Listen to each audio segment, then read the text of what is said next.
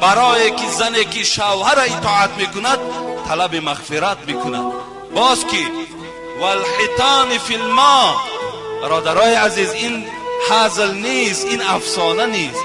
در بحر چند عدد ماهی است؟ ببین میلیارد ماهی در زیر بحرها وجود دارد. حبیب خدا گو همه ماهی ها در دعاشون دعا میکنند در حق زنی که اطاعت کننده شوهر است. میگوید خدایا مغفرتش کن.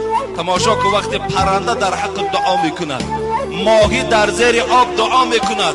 والملائکه فی السماء، حبیب خدا میگوید ملائکه هایی که در آسمانند عدد ندارند در حق زن اطاعت کننده دعا میکنند.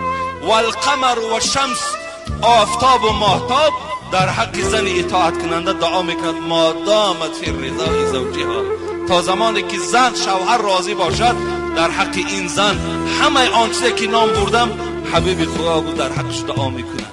بسیار خوب میشود که خواهرای عزیز نه برای دادر جنگ کن، نه برای برادر جنگ کن، نه برای خواهر جنگ کن، نه برای مادر و پدر جنگ کن.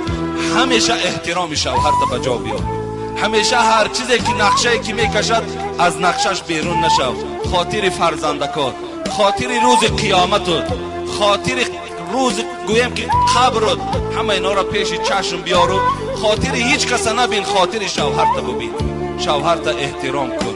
اگر من باوری دارم همین خواهر که 3 کودک دارد، از پشت همین دادر که جنجال کرده است، 1 هفته در خانه همین دادر بیست، باور که همین دادر خودش از خانه پیشت میکند. میگد برای من تو در کار نیستی. این معامله را در این حیات همه من دیده استیم.